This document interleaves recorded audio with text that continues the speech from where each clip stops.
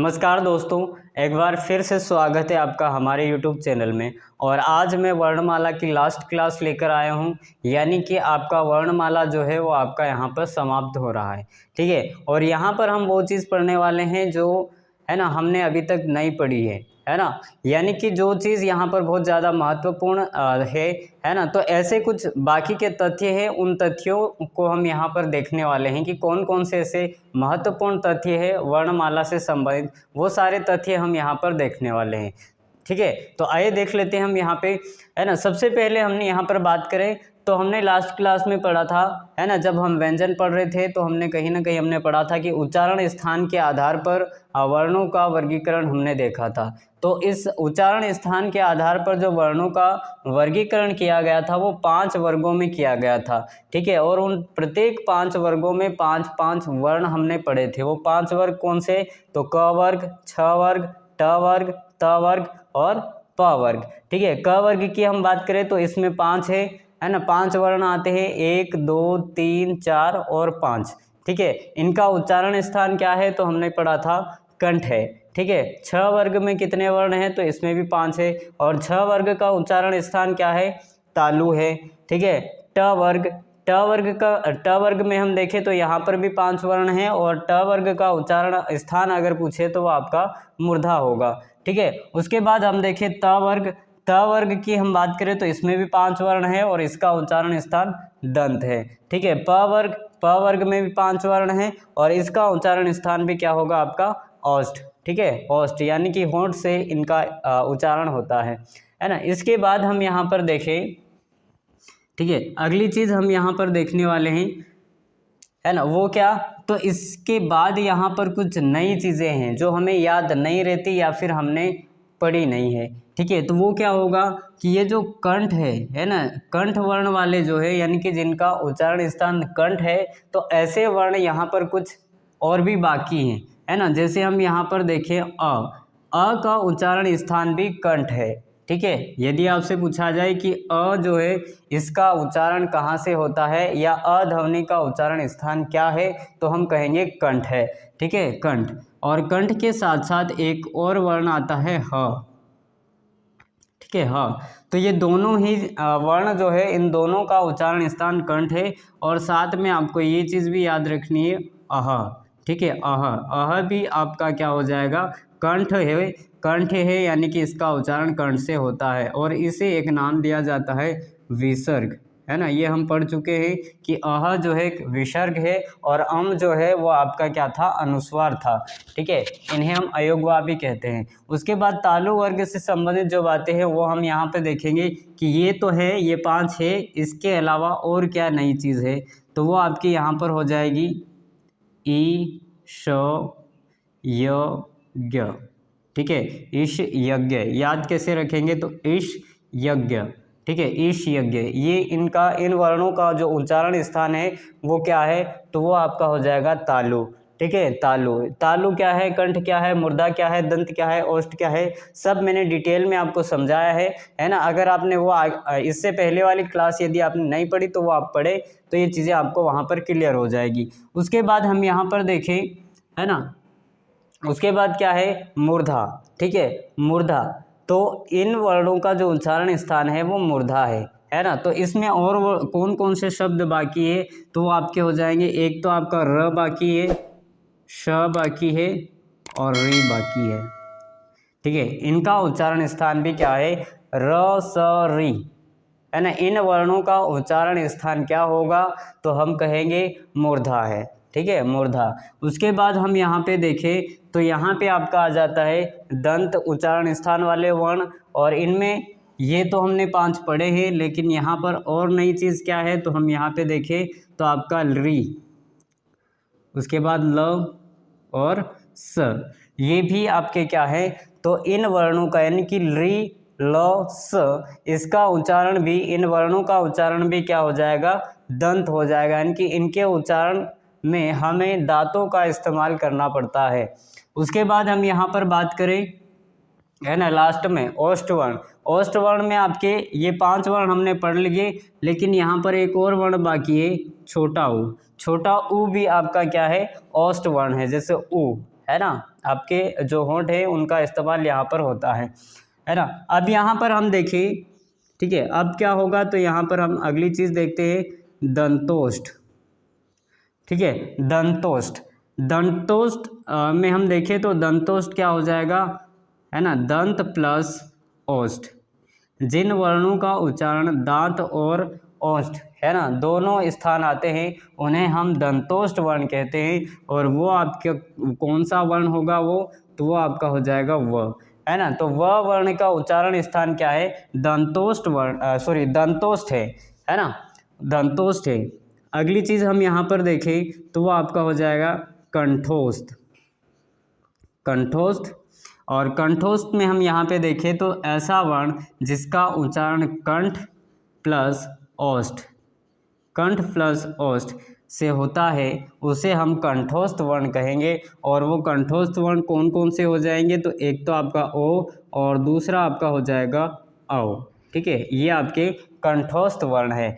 उसके बाद हम यहाँ पर देखें, ठीक है, तो यहाँ पे आपका हो जाएगा कंठ, कंठ तालु, ठीक है, कंठ तालु। कंठ तालु में कौन से वर्ण हो जाएंगे, तो यहाँ पे आपके हो जाएंगे ए, ठीक है, ए आई और अक्ष, है ना, ए आई अक्ष, ठीक है, ये आपके क्या है, कंठ तालु।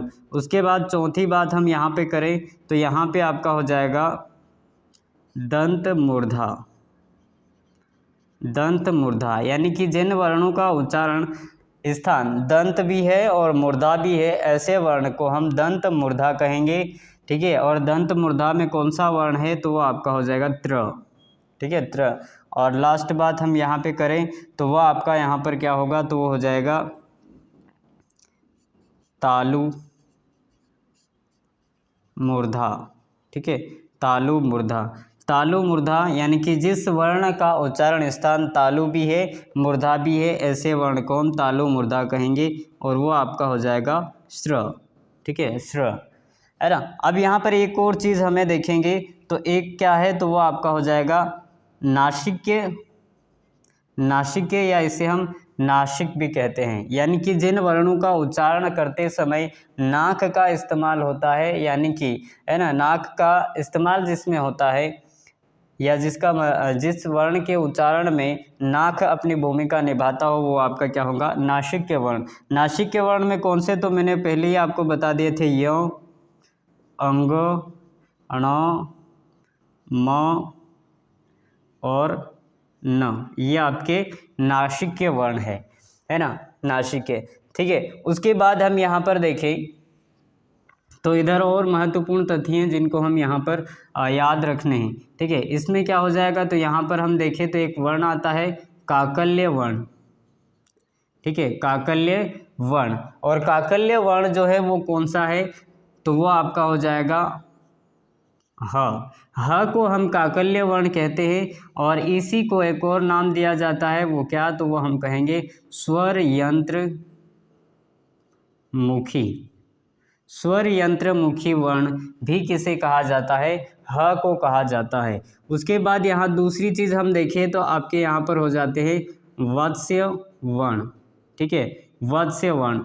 वत्स्य वर्ण कौन सा है, तो हम कहेंगे वो आपके यहाँ पर होंगे ज, ल, र, स, ठीक है, ज, ल, रस, ठीक है, याद रखना है जल रस, है ना, जल रस। जल रस क्या है, तो ये वत्स्य वर्ण है ना। ल कैसा वर्ण है, वत्स्य वर्ण है, ठीक है।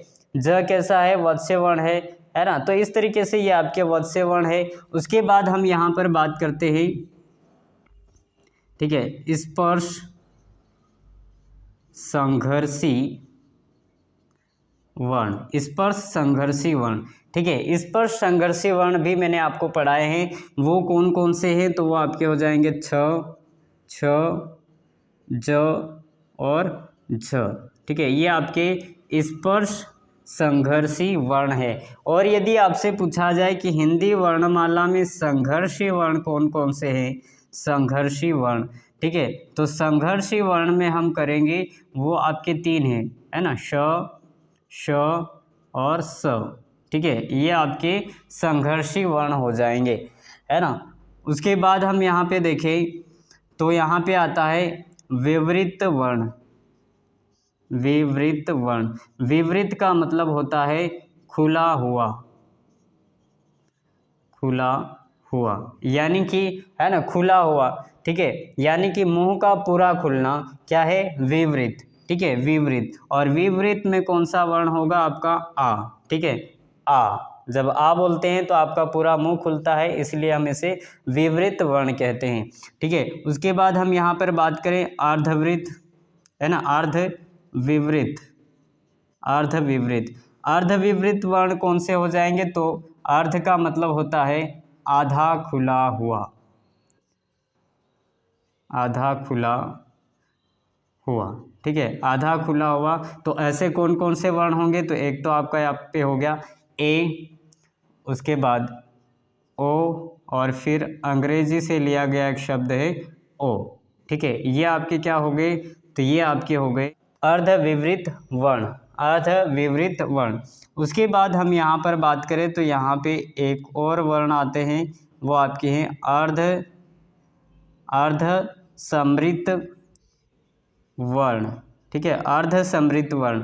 अर्धसमृत वर्ण कौन से हो जाएंगे, तो यहाँ पर छोटी, बड़ी, छोटा ऊ और बड़ा ऊ, ये आपके, ठीक है, ये कौन से वर्ण कहलाएंगे, तो ये हो जाएंगे अर्धसमृत वर्ण, ठीक है, अर्धसमृत वर्ण, है ना। तो इस तरीके से हमने ये चीज़ यहाँ पर देखी। और यहाँ पर एक चीज़ यहाँ पर है ना, समृत, समृत,